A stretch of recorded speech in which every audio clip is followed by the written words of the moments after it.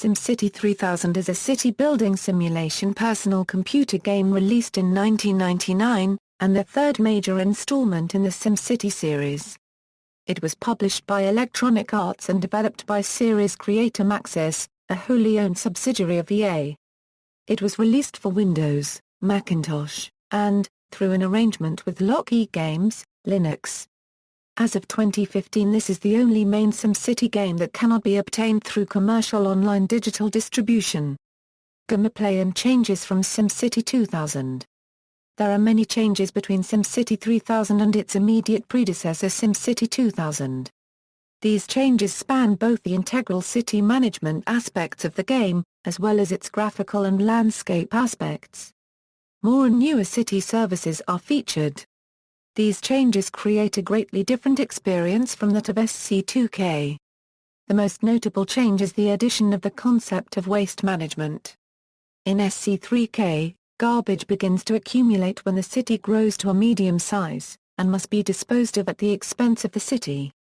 Farms and agricultural structures are also introduced, appearing on large light industrial zones in a city with low land value and little pollution. A new zoning density was also added, totaling 3 densities, compared to SC2K S2. In addition to their limited lifespan, power plants and other utility buildings were also made vulnerable to decreasing maximum output due to age. All power plants have a lifespan compared to SimCity 2000, which has 2 power plants which never need to be replaced. The power plants now have to be manually replaced, even if the disaster setting is turned off. Additionally, the water facilities now have a lifespan.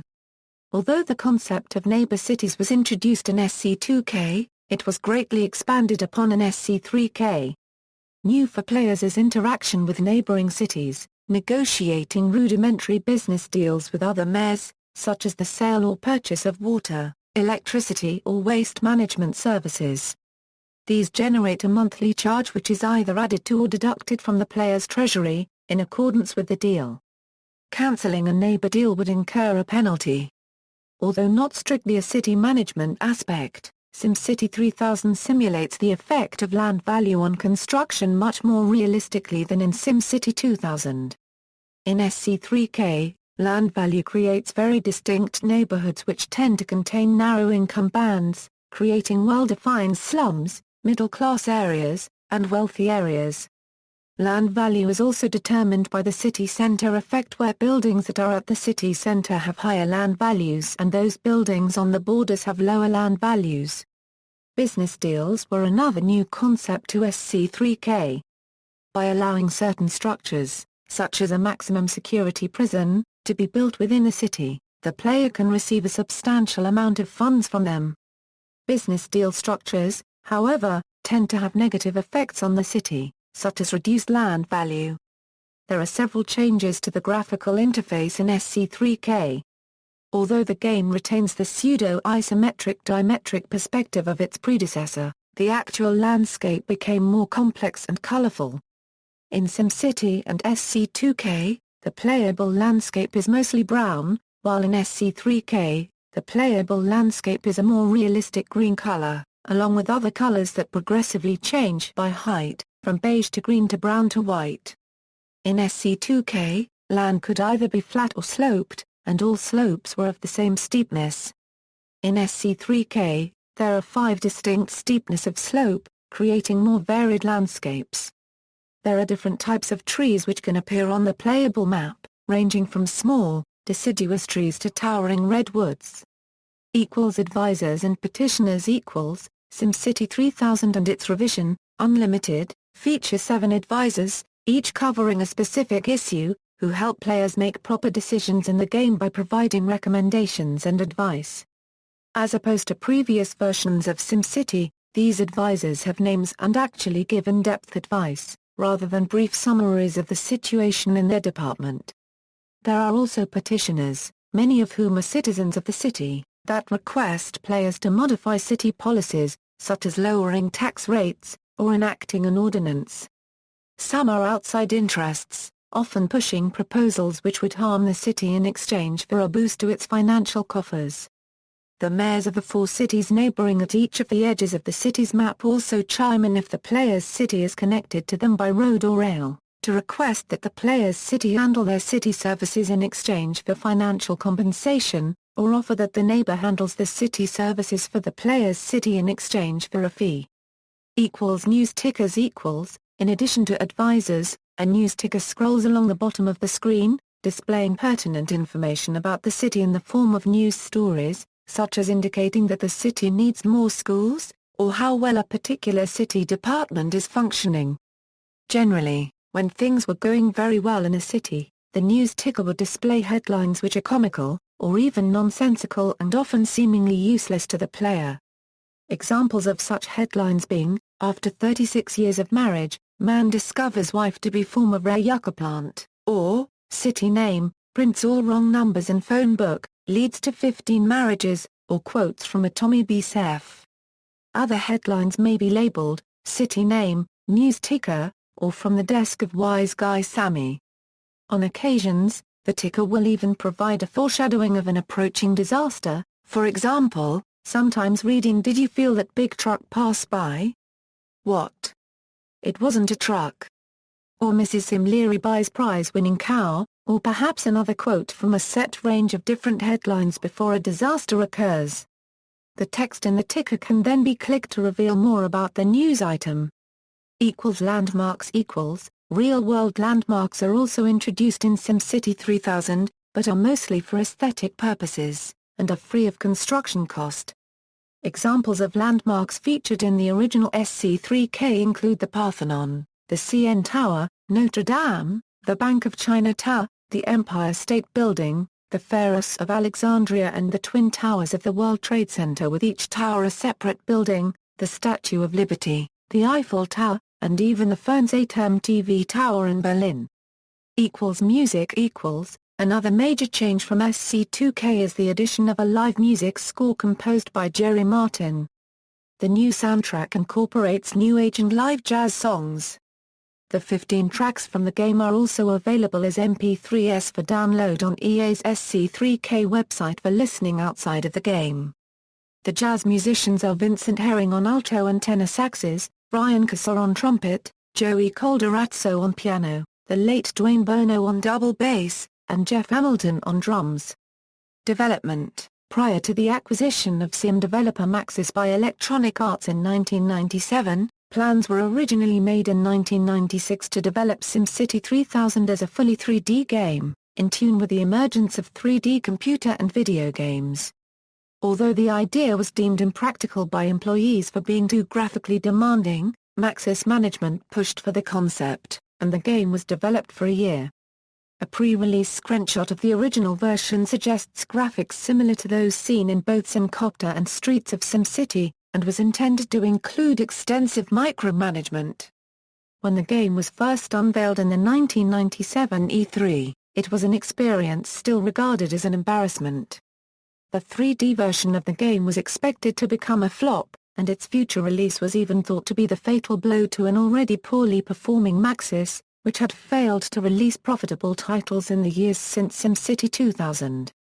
After EA completed acquisition of Maxis, Luke Bartlett was assigned by EA as the new general manager of Maxis.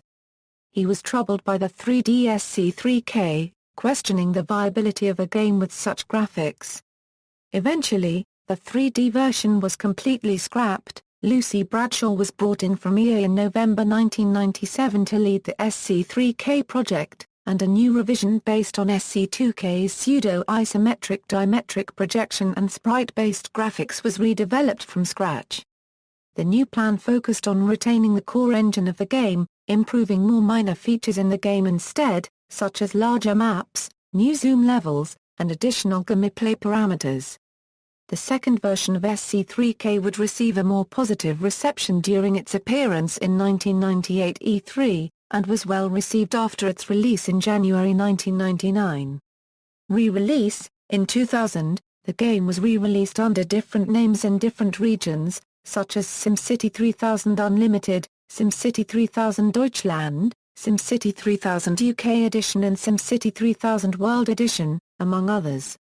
This added, among other things, East Asian and European building sets, additional terrain colors and vegetation types, a snapshot feature, additional music, an improved version of the Building Architect tool, 4 additional disasters, additional landmarks, new reward buildings, 13 scenarios and a new FMV intro.